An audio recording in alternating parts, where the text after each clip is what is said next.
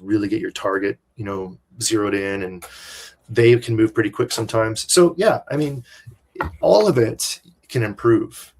In my experience, I'm not a sports scientist, but certainly, like, I feel that all those things, my cardio, my strength, my reactions, my fast twitch muscles have all improved because I've been in the gym spending time trying to do those things, and that just gives me hope for anyone to do that. And in bodybuilding, Wes, one thing that I've learned is that you can't grow your muscle if you don't break it. So yeah, push to failure, right? They say like your muscle failure. Yeah. And I remember my early days training, especially the legs. Yeah. Like, I naturally, because I am very active when I was younger and played a lot of sports and climbing trees, not mountains, but trees. And cool. Me too. And so naturally I have big legs. But one time, when after my my hard work, I remember the next day I could not climb the stairs. I had to crawl up the stairs and down the stairs on my butt. You must have really gone hard. Oh my goodness. It was like, my workout was really hard. Now I still push quite a bit. At one time I pushed 360 pounds for my legs. And now, because I have the foundation, and this is going back to your story, the first time you are in the ring, you're in so much discomfort, and you don't know, your body doesn't know what to do with it. But over time, was what I learned over time. I kept going back, even though I was in so much pain. I kept going back, and now I have really good foundation that even today, closer to my 60s, I would push, and my discomfort is less because it's already there. Yeah. So I think this is where your experience and relating to the boxing and what you do outside of the ring, it's, to me, is so fascinating and so rich. So what made you decide, beside the being healthy as you age, why boxing? Good question. I mean, I did take some Tai Chi when I was younger, and I enjoyed that, and like Qigong and like that sort of stuff. I never had done contact sports, before, and certainly not martial arts beyond some of those Tai Chi classes.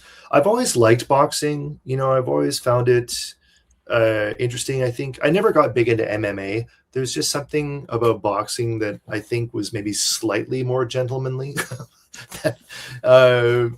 Whether or not people agree with that or not, but for me, there was something about boxing that was appealing, and I thought, I just wanted to try. I was curious, what is it going to feel like, to do this, and then I didn't realize, like, it was like opening a door into a world of learning that I'm glad I pushed through the pain.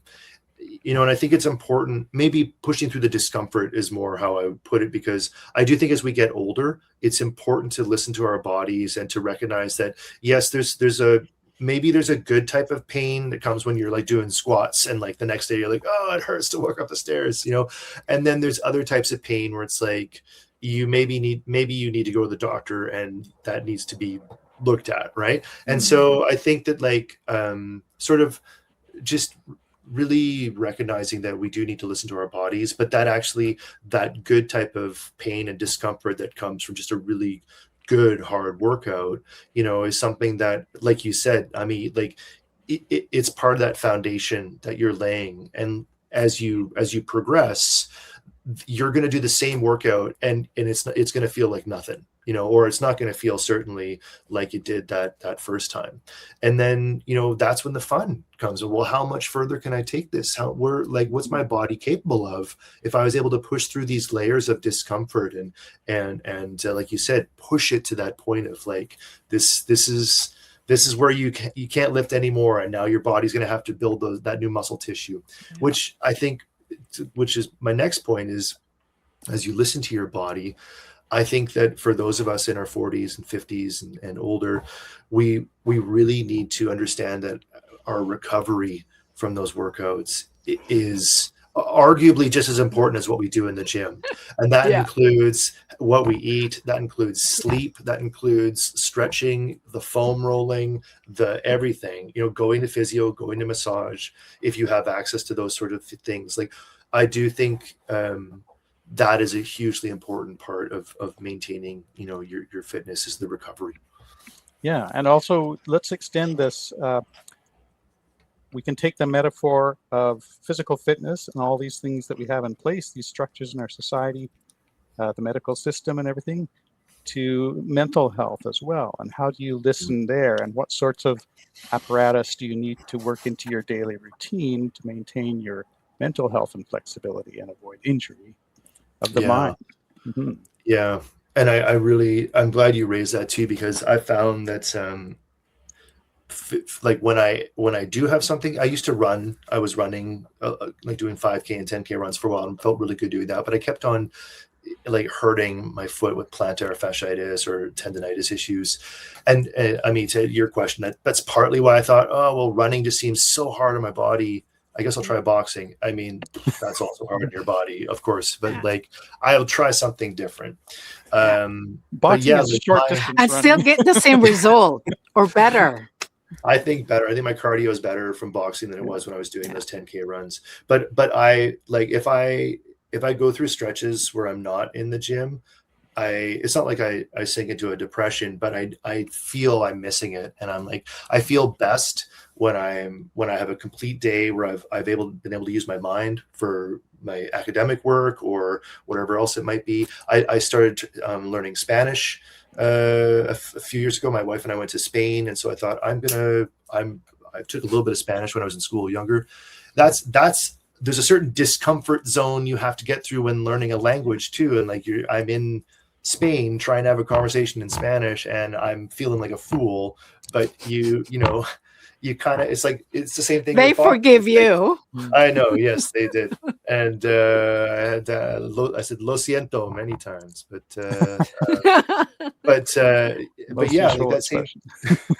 that same sort of discomfort, that ability to grow in learning a new language, or your ability to grow in boxing, requires you to push through a certain discomfort zone of like, you know. And so I think that and I would say the same thing for my degree, like, you know, talk about being intellectually vulnerable in the discussions I would be having with other PhD students and PhD candidates. Like, that's a different type of awkwardness or discomfort, when it's like your ideas are being challenged, or your way of approaching a problem is being picked apart. And there's a certain discomfort that also exists in some of those academic discussions where, you know, you're working through problems and people are drawing on different types of theories or concepts, and you see how smart your colleagues are, and you constantly think to yourself, I am not the smartest person in this room. And you have to be prepared to abandon the ideas that you developed, or that you've had to have some attachment to, that are Absolutely. not going to extend or absolutely. Yeah. You have to learn to let go of things that you thought you knew, and you have to be ready to be challenged and to defend. Similar in a way, like maybe you might have to defend yourself physically, you might have to defend yourself intellectually in the classroom, both requiring you to learn different things, obviously. I